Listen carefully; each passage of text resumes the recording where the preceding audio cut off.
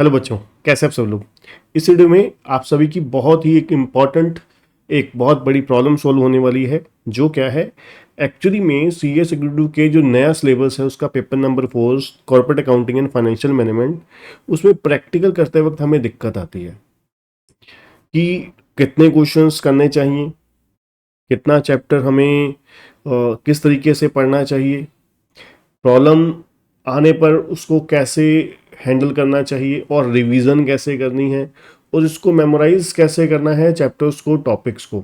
एक एक करके मैं सभी चीज़ें आपको one by one step by step बताऊंगा, जिससे क्या है आपका ये सब्जेक्ट बहुत ही इजीली, बहुत ही बढ़िया तरीके से आपका हैंडल हो जाएगा। थोड़ा सा वीडियो हो सकता है लंबा जाए, बट वीडियो को एंड तक देखिएगा तभी इसका आपको फायदा होगा। नोट डाउन कर लीजिएगा जो जो पॉइंट्स होंगे इंपॉर्टेंट। आपको सिर्फ सुन के छोड़ देने का कोई फायदा नहीं होगा, ठीक है ना। आपने सुना छोड़ दिया, दैट नो, ये बात नहीं बनेगी।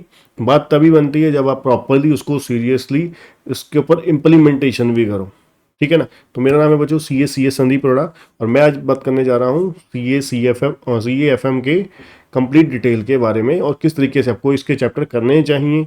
और जो बच्चे सी एस की क्लासेस बाय करना चाहते हैं बहुत ही अफोर्डेबल प्राइसेस पे हाई क्वालिटी लेटेस्ट रिकॉर्डिंग के साथ वीडियो लेक्चर अवेलेबल है हमारे पास केसी टूल के पैनल में। डिस्क्रिप्शन में लिंक मिल जाएगा, वहां से लिंक पे क्लिक करके डायरेक्टली बाय कर सकते हो। जो बच्चे हमारे चैनल में नए हैं, चैनल को सब्सक्राइब करना, बेल आइकन दबाना मत भूलिएगा। तो चलिए सबसे पहले हम बात करेंगे आपको सबसे पहला काम क्या करना होता है। देखिए, कोई भी चैप्टर मान लीजिए आप कर रहे हैं, फर्स्ट स्टेप आपका क्या है।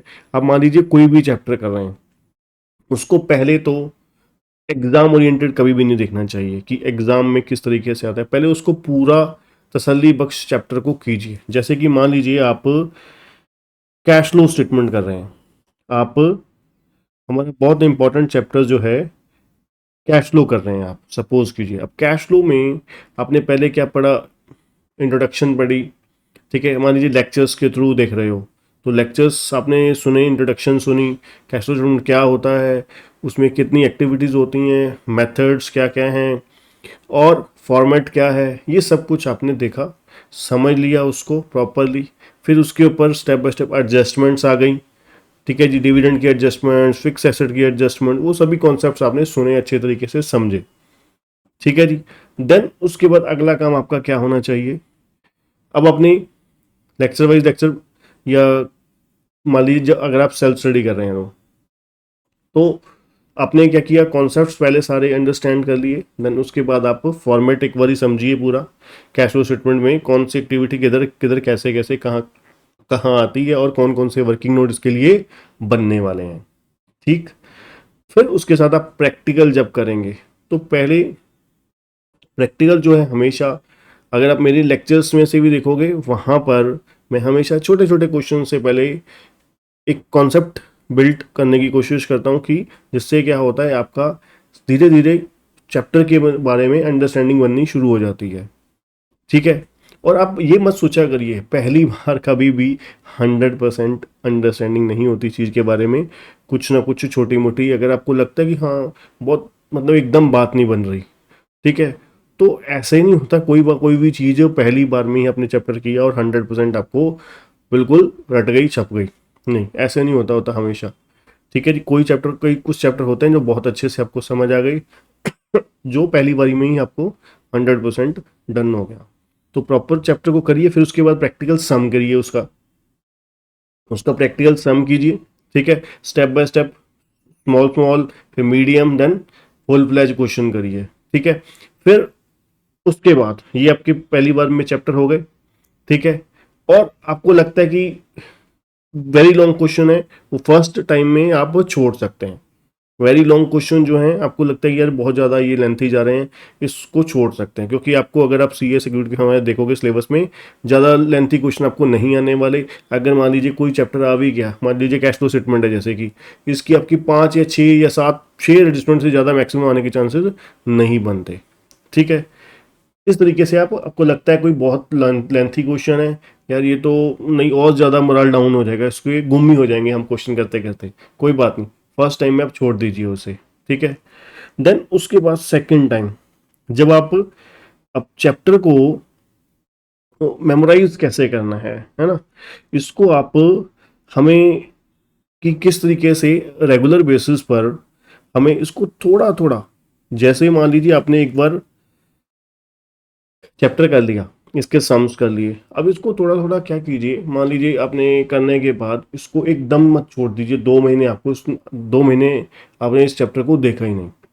अब आप क्या कीजिए, फॉर्मेट थोड़ा थोड़ा, 2-3 दिन बाद, 4 दिन बाद ये चैप्टर किया आपने, 4 दिन बाद, अभी चैप्टर ये सब्जेक्ट चल ही रहा था, 4 दिन बाद इसको फिर मेमोराइज कर लिया फॉर्मेट। हाँ, ये एक्टिविटी ऐसे होती थी, ये एक्टिविटी ऐसे होती थी। इससे क्या होगा, आपके चैप्टर से टच बना रहेगा। एकदम ऐसा नहीं होगा कि आज आपने किया, 3 महीने बाद इसको डायरेक्टली हाथ लगाया, पता लगा ये तो फुर्र हो गया जी, दिमाग से फुर्र हो गया, बिल्कुल उड़ ही गया, जीरो हो गया। ये बिल्कुल सही स्ट्रेटजी है, आप बिल्कुल 3 महीने छोड़ देते हो, ये बहुत खतरनाक डेंजरस स्ट्रेटजी होती है। कई बार बच्चे पेपर के दौरान, पेपर से हफ्ता 10 दिन पहले बताते हैं कि सर ये चैप्टर तो मुझे भूल ही गया, बड़े बड़े मेन चैप्टर भी दिमाग से उनके मतलब याद ही नहीं है कि क्या किया था इस चैप्टर में, उनको ये तक भूल जाता है। वो इसी वजह से होता है कि वो उसको उसके साथ टच में नहीं रहते, ठीक है ना। तो रेगुलर बेसिस पे 5-10 मिनट, 15 मिनट जो भी आप करोगे उसको आप थोड़ा थोड़ा उसको टाइम देते रहिए। देन रिवीजन के टाइम पे, देन उसको आप रिवीजन करिए कम से कम 2 टाइम, मिनिमम कह रहा हूं, मतलब 2 to 4 टाइम आपकी रिवीजन होनी चाहिए। मिनिमम 2 बार, मैक्सिमम 4 बार। 4 बार अब आप कहोगे सर इतनी बार रिवीजन पॉसिबल है? बिल्कुल पॉसिबल है, 4 बार रिवीजन बड़े आसानी से पॉसिबल है। अगर आप अब नेक्स्ट टाइम आप क्या करने बैठते हो तो फिर दो एक एक क्वेश्चन सॉल्व प्रॉपरली डिटेल में सॉल्व करने बैठ जाते हो, नहीं। आप पहली बार जब करोगे उसको साइन लगाओ, ठीक है जी, ये इजी है, ये वेरी इजी है, ठीक है। ये आपको लगता है कि हाँ यार ये क्वेश्चन में मेरे को 2-3 बार मेरा आंसर अटका था, तो उसको आप डिफिकल्ट, डी, जो भी आपको नाम देना है अपने हिसाब से, कि दोबारा करना है, ठीक है, रिपीट करना है, जो भी आपको नाम देना है वो दीजिए, ठीक है। देन फिर आप उसको नेक्स्ट सेकंड जब रिवीजन करने जा रहे हो तो रिवीजन के टाइम पे ये क्वेश्चन, वो क्वेश्चंस, सेलेक्टेड क्वेश्चंस कीजिए, सारे क्वेश्चन मत कीजिए, ठीक है। रिवीजन के टाइम पे पहले वही कॉन्सेप्ट सारा का सारा रिकॉल कीजिए, रिवाइज कीजिए, देन उसके प्रैक्टिकल सम कीजिए, देन फिर आप एनालिसिस कीजिए, लिखिए कि हाँ अब क्या कमी रह गई, दूसरी बारी भी क्या कमी रह गई, फिर तीसरी बारी में और ज़्यादा शॉर्ट में। पहली बार अगर आपको 15-10 घंटे लगे हैं, 15 घंटे लगे हैं चैप्टर को, अगली बारी 5, उससे अगली बारी 2-3, ऐसे धीरे धीरे टाइम घट जाना चाहिए, ठीक है जी।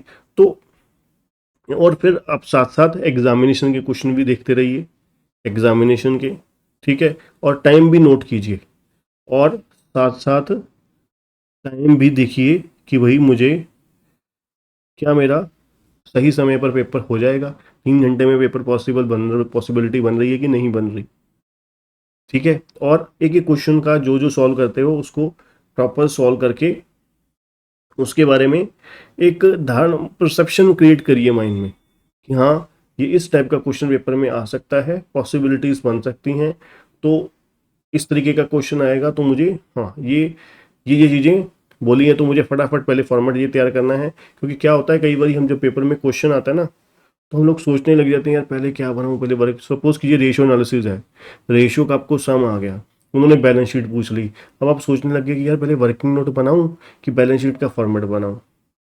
पहले ये चीज़ आपको पहले ही क्लियर होनी चाहिए। पेपर में तो सिर्फ जो दिमाग में प्रिपेयर्ड है ना, वो उसको परोस किया जाना है आंसर शीट पे, ऐसा होना चाहिए, ठीक है जी। तो वो चीज़ें पहले ही आपके दिमाग में क्लियर हों कि हाँ ये क्वेश्चन आएगा तो मुझे पहले ये करना है, फिर वर्किंग नोट बनाने हैं, फिर ये करना है, कैलकुलेशन इधर करनी है उधर करनी है, सब कुछ, ठीक है। फिर आप लिख लीजिए, अगर आप इतना आप सोचते हैं सब्जेक्ट के बारे में अच्छे से, तो आप क्लियरली समझ के चलिए आपके मिनिमम 70-80 मार्क्स गारंटेड आ जाएंगे, ठीक है बच्चों। अगर आप वीडियो यूज़फुल लगी तो वीडियो को लाइक और चैनल को सब्सक्राइब करना मत भूलिएगा, और कमेंट बॉक्स में जरूर बताइएगा कैसी लगी वीडियो, और इसी तरीके की यूज़फुल कंटेंट के लिए जुड़े रहिए हमारे चैनल के साथ। और अगर आप क्लासेस बाय करना चाहते हैं सी एस की, बहुत ही अफोर्डेबल प्राइसेस पे हाई क्वालिटी वीडियो लेक्चर्स के साथ, वीकली डाउट सेशन के साथ अवेलेबल है, डिस्क्रिप्शन में आपको लिंक मिल जाएगा। Thank you.